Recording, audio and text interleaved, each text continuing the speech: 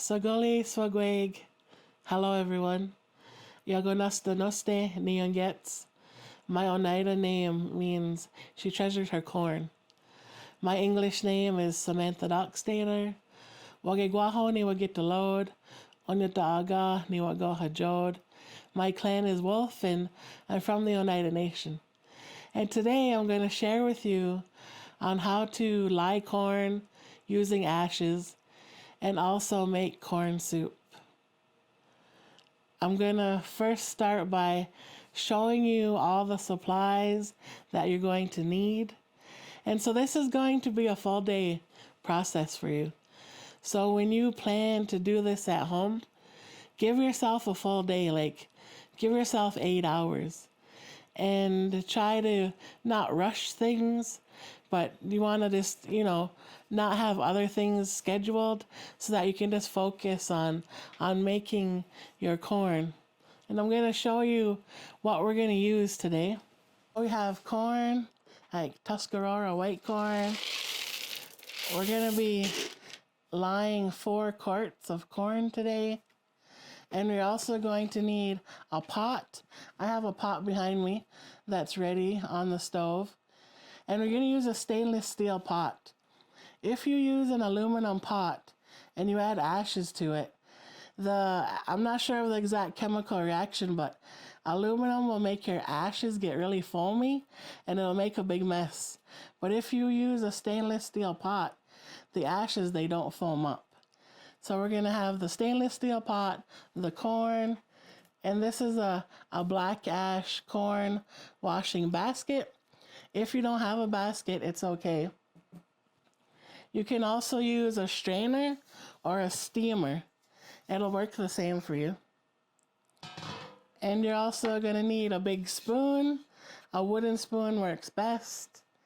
And you're also going to need a tea kettle, so that you're constantly boiling hot water, so that when you have to add water to the corn, it's already hot and it keeps the temperature. And so we're also, for the corn soup, we're going to add beans and salt pork. And the beans that we're using are, I already start soaking them, but this is what the package looks like. I use dark red kidney beans, and I also use Romano beans. So kidney beans, they're not my favorite bean, and they're also not the favorite bean of my grandma's, of both of my grandmas. They like the Romano beans, or also like cranberry beans. They're closer to the bean that we would have originally used, which is a cornbread bean. And so I washed the beans last night and I soak them in water. So you can see how they've already started to puff up. And this will help them cook faster. And the Romano bean, it's actually a creamier bean, so it'll make your soup more creamy. So we have the beans, and then we have the salt pork. So I'm going to make 4 quarts of corn. If you're going to do this at home, you could do anywhere from 2 to 4 quarts, depending on the size of your pot. My pot is 16 quarts. So I'm going to do 4 quarts of corn, and I'm going to use approximately $30 worth of salt pork. And you can buy these at your local butcher's, and you have to kind of call ahead and ask sometimes. If you're local to Oneida, there is a butcher, an abattoir near us in Mount Bridges. They usually have salt pork, but they also sell it at the local stores, and we have a local butcher here in Oneida as well. And if you're further out, you can call around to different places to find the salt pork. Sometimes the people will find it at the grocery store. And then we have the main star, our ashes. So these are hardwood ashes. And what I do is we're going to strain them. So you're going to put your ash into a strainer, and you're gonna sift it into a bowl. And then my extras, my little chunks, I put them in this tin. But we're gonna sift that, and we're gonna use approximately 1 cup of ash per quart of corn. And if you don't have a wood stove, I'm fortunate. I'm really lucky that I have an uncle who still heats his house with a wood stove. So I always have, a good supply of ashes. But if you don't have a wood stove, or if you don't know anyone that has a wood stove, you can also buy like a little fire pit and make a fire outside, and just have like a little bonfire. And then after that bonfire goes out, scoop those ashes out, and you can use those ashes too. Lying corn with ashes is real special because when you soak and boil the corn in the water with the wood ash, it loosens the hull and the germ of the corn. When the corn is treated with this alkaline solution created from hardwood ash, there's other nutritional benefits that occur. It increases the availability of protein. It imports calcium to the kernels. It supplements the calcium to balance its higher content of phosphorus. It also unbinds niacin, which is a B vitamin and water soluble. It also assists with the functioning of the digestive system. The wood ash also kills the seed germ, so it keeps it from sprouting in storage. Corn is a source of folic acid and a good source of complex carbohydrates and soluble fiber. Now we're going to add the corn, and it's just an empty pot right now. We're going to add the corn in.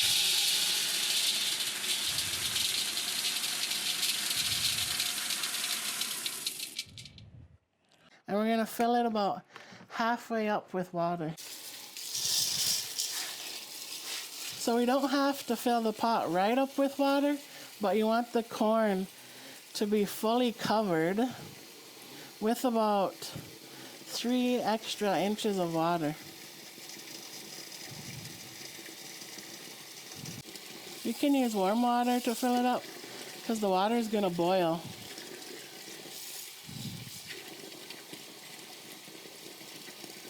Sometimes you'll see little corns will float to the top.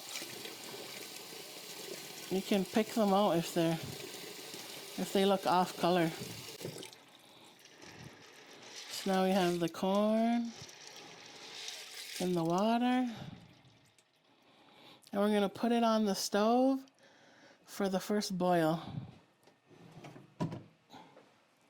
And I just have an electric stove.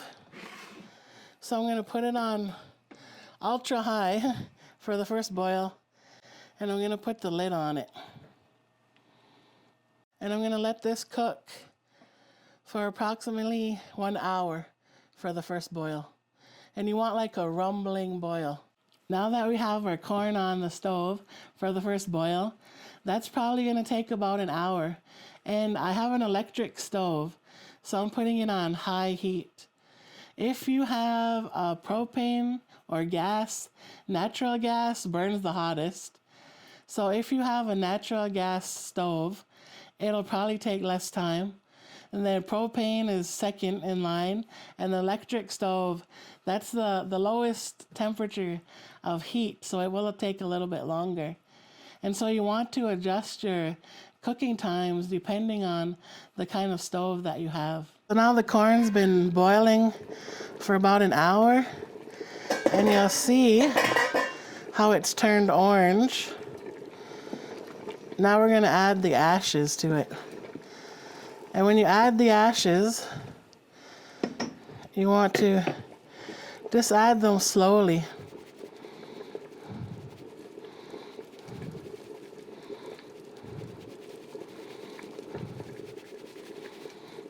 And you can give it a stir.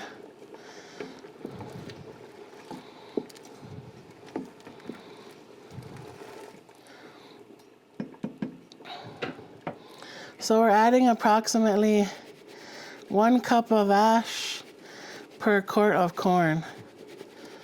So we have 4 quarts. So we're going to add about 4 cups.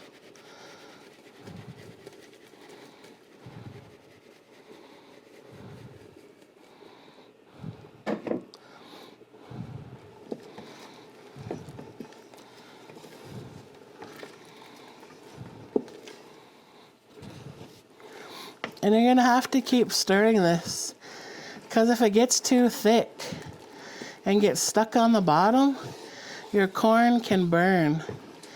So you want to keep an eye on this. And this is going to cook like this for approximately 2 hours.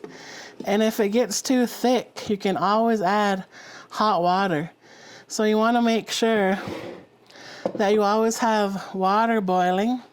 So because I have an electric stove, I'm going to keep it on high heat. I might turn it down a little bit, but at this point, if you have propane or natural gas, you're going to turn it down so it's just like a rolling boil. And you're going to leave the lid off. And just keep stirring it occasionally. So you're going to let this go for about 2 hours, stirring as often as you like, making sure it doesn't stick to the bottom. And you'll feel it when you stir it. You'll feel it start to get thick. So this isn't thick yet. But if it gets thick, it gets hard to stir. And when it gets thick, you're going to add hot water so that it can maintain its temperature. So this is what the corn is going to look like when it starts to get thick, when you know you need to add water. And so when that happens, you're just going to add boiling water from the kettle right into the pot.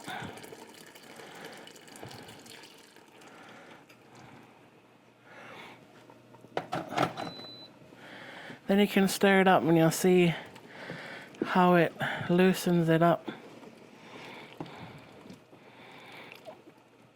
And so this corn is almost ready to wash now. For the first wash, we're going to wash the ashes off. So this has been cooking for almost 3 hours.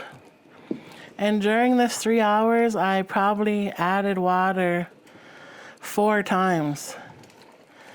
So you just have to make sure you keep an eye on it. And then you'll see the shell of the corn is starting to come off in the eye. So it's not fully cooked yet. This is the first wash, but you'll see how it's starting to soften up, and the corn has puffed up. It's almost like doubled in size. So this is just the first wash to wash off the ashes, and then we're going to do another boil. So I just already washed out my sink, and I'm just going to wet the basket.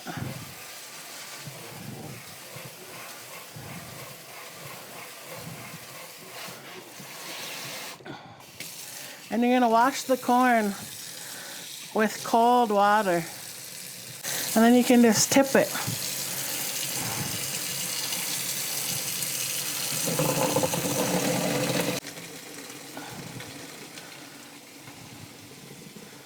And this is 4 quarts. And usually this basket will comfortably hold 3 quarts. So the rest of the corn I'm going to put into the strainer. So you're just going to take the corn now and run cold water over it. It's going to be really hot. So you don't have to don't stick your hands right in it because you might get burnt. But you're going to start to use the basket or the strainer, and you're just going to kind of roll it.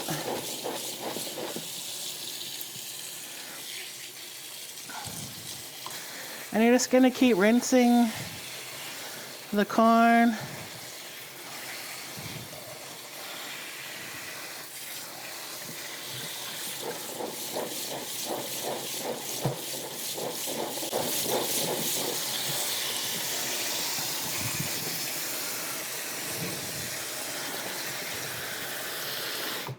I'm just gonna take this out for a minute and use that strainer so they can see.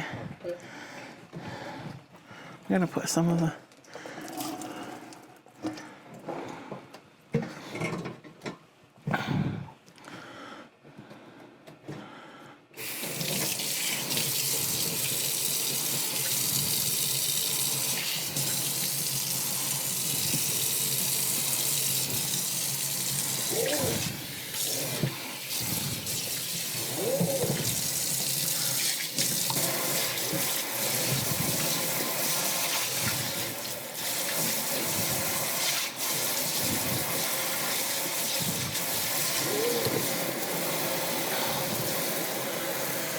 So if you don't have a corn basket, you can use this strainer, and it's the same thing.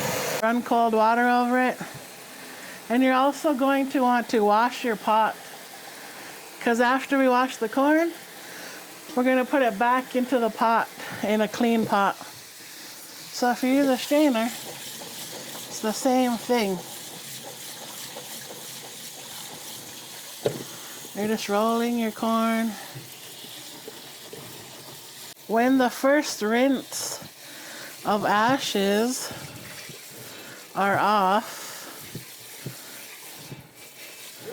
you can fill the sink up with some water. Now you have the sink filled, and you're just gonna wash the corn. When you wash your corn, you wanna be gentle with it. You don't wanna scrub it too hard. They say you think of corn like your sister, and you're just really, this wash is just getting all the ashes off. This process might take you half an hour or so, and you'll see the corn is like partially cooked, and the outside, the shell of the corn is starting to come off now. And then on the next boil, it'll all come off. And you can go through the corn and you can kind of look at it, see if there's any bad corns in there. Basket. So the weave of the basket actually gives you kind of like a place to rub your corn on. And that helps you, it helps remove the shell, the outside of the corn. So this weave on the basket is designed to do that. So you want to gently rub the corn on the sides of the basket, but just gently, so that you have a clean pot. And then we'll put it back on the stove, put the corn back in, fill it back up, and let it boil again. So now the corn is all washed. I filled it back up with water. I washed the pot. And I'm just going to turn it back on high. And we're going to let that come to a boil. I'm going to put the lid on it to help it boil faster. And so once it comes to a boil, I'm going to turn the heat down a little bit and let it cook for 2 more hours. Okay, so we're about 7 hours in now, and the corn is ready. You'll see it's like probably almost tripled in size, and you can grab when it's hot. But like the shell is off now. It'll come off more when we rinse it, but it's fully cooked. Like, it's soft. You can even eat one if you like to taste it. So it's done. The corn is done. So you can see how big it got. And now we're just going to do the final rinse for it, and it'll be all done. So we're starting the final rinse.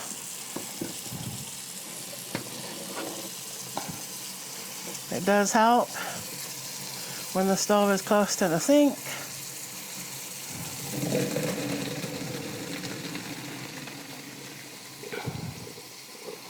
I did 4 quarts, but I'm just gonna wash half of it for right now.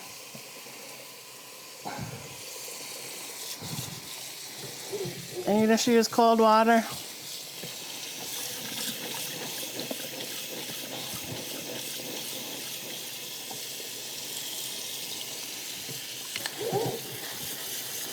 Give it a good rinse. It's still gonna be really hot to touch it, so you gotta rinse it to cool it off.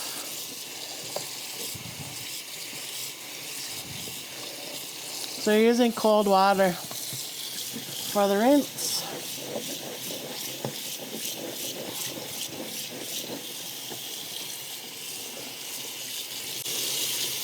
You'll see there's still a couple eyes on it, but that's okay. They'll come off.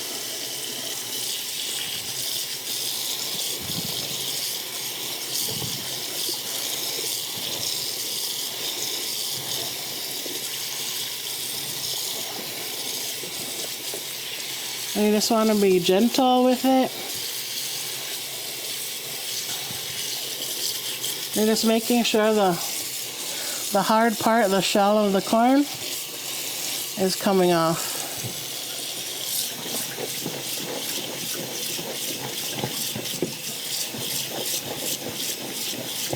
And there you have it, and that's how we lye corn with ashes. And there's many different ways to do it, and this is how my aunties taught me, and this is what I'm sharing with you. If you develop your own style, whatever works for you, that's great too.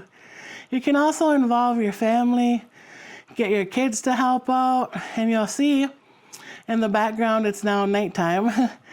So we've been doing this around about the 7th hour, and so it is a full day process. You can use your white corn now that's lied with ashes. You can dehydrate it and save it and then rehydrate it for soup later. You can make different soups with it. I know some people, they add smoked turkey, some people add venison, some people add different types of meats, some people add different vegetables to it. You can also make a white corn salad. Sometimes I add in wild rice, and I add in root veggies. I'll add in some nuts and some cranberry seeds, some cranberries, some different seeds. I'll make like a vinaigrette dressing for it. That's a pretty tasty salad also. But if you wanted to turn this corn into Oneida corn soup, in Oneida we make corn soup with the white corn, with salt pork, and the beans, usually kidney beans. I like to add in the Romano beans. And so after your corn is all lied and the beans and the salt pork are cooked, we're going to put those all together, and then we're going to let them cook for probably another hour just to blend all those flavors together. And then you'll have a delicious bowl of Oneida corn soup. And so really you just want to have fun, be creative with it as much as you like, and keep a good mind and have an open heart when you're cooking, because it makes all your food taste better. So see you next time.